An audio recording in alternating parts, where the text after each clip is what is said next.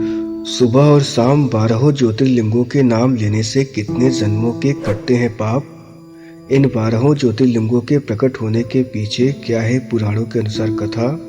इन 12 ज्योतिर्लिंगों के क्या है नाम और ये देश के किस किस कोने में है स्थित। महाशिवरात्रि के इस पावन अवसर पर इन प्रश्नों के उत्तर को जानने का करेंगे एक छोटा सा प्रयास। कहते हैं अकाल मृत्यु वो मरे जो काम करे चंडाल का, काल भी उसका क्या करे जो भक्त है महाकाल का। नमस्कार, आप सभी लोगों का सतग्रंथ समरी के बहुत ही छोटे से इस वीडियो में तहे दिल से स्वागत है और आप सभी लोगों को महाशिवरात्रि के पर्व की ढेर सारी शुभकामनाएं।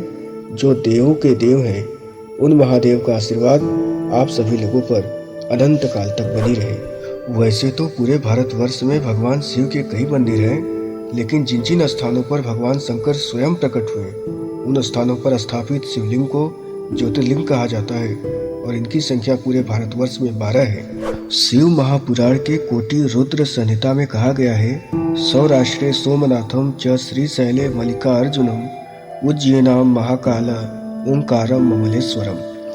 अर्थात सौराष्ट्र में श्री सोमनाथ जो गुजरात में है, श्रीशैल पर्वत पर श्री मल्लिकार्जुन जो आंध्र प्रदेश के कृष्णा नदी के किनारे स्थित है, उज्जैन में श्री महाकालेश्वर और नर्मदा नदी के किनारे श्री ओंकारेश्वर, ये दोनों ज्योतिर्लिंग मध्य प्रदेश में है। न पूछो मुझसे मेरी पहचान, मैं तो भस्मधारी हूँ, भस्म से होता है जिनका श्रृंगार, उस महाकाल का पुजारी हूँ।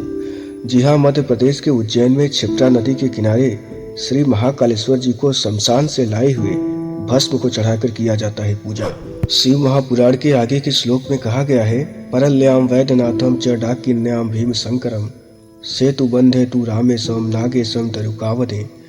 अर्थात परली में श्री वैद्यनाथ जो झारखंड में श्री वैजनाथ धाम के नाम से जाना जाता है और डाकिनी नामक स्थान पर श्री भीम शंकर जो कि महाराष्ट्र में भीमा नदी के किनारे सह्याद्री पर्वत पर स्थित है, सेतु बंध पर श्री रामेश्वर जो कि तमिलनाडु में है और दरुकावन में श्री नागेश्वर जो कि गुजरात में है। कहते हैं त्रिशूल के आगे ब्रह्मांड में कोई तोप नहीं, कैलाश पर्वत से बढ़कर कोई लोक नहीं। शिव महाकाल का जो भक्त है उसके लिए जय महादेव से बढ़कर कोई श्लोक नहीं। शिव महापुराण के आगे के श्लोक में कहा जाता है, वाराणस्याम तु विश्वेशम त्र्यंबकम गौतमी तटे हिमालय तु केदारम हुस्मेशम च शिवालय। अर्थात वाराणसी में श्री काशी विश्वनाथ जो कि उत्तर प्रदेश में है, गोदावरी नदी के किनारे श्री त्र्यंबकेश्वर जो कि महाराष्ट्र में नासिक के निकट है, हिमालय में श्री केदारनाथ जो कि उत्तराखंड में है और शिवालय में श्री घृष्णेश्वर जो कि महाराष्ट्र में औरंगाबाद जिले में है। आगे के श्लोक में कहा जाता है, एतानि ज्योतिर्लिंगानि सायं प्रातः पठेन्नर सप्त जन्म कृतम पापम अस्मरेण विनश्यति। अर्थात इन सभी ज्योतिर्लिंगों के नाम सुबह और शाम यदि लिया जाए तो स्मरण मात्र से 7 जन्मों के पाप नष्ट हो जाते हैं। कहते हैं, कर्ता करे न कर सके शिव करे से होए, 3 लोक नवखंड में महाकाल से बड़ा न कोई। जहाँ तक बात इन 12 ज्योतिर्लिंगों के प्रकट होने की कथा की है और यदि मैं कम से कम समय में बताने का प्रयास भी करूँ तो भी ये वीडियो बहुत लंबा हो जाएगा। अतः यदि आप इन कथाओं को जानना चाहते हैं तो आपसे अनुरोध है कि आप अपने घर पर महाशिवरात्रि के पर्व पर शिव महापुराण मंगवाएं और रोज थोड़ा थोड़ा पढ़ें। और यदि आप चाहें तो शिव महापुराण की कथा आप टीवी पर भी देख सकते हैं या फिर अन्य यूट्यूब चैनल पर भी देख सकते हैं।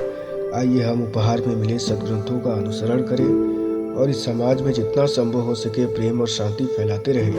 और यदि आपको इन्हें आत्मसात करने का समय नहीं है तो कैसे भी करके समय निकालिए, और फिर भी यदि समय ना निकल पाए तो मैं आपके लिए इन सदग्रंथों का समरी लाता रहूँगा, प्रेम और शांति का गीत सुनाता रहूँगा।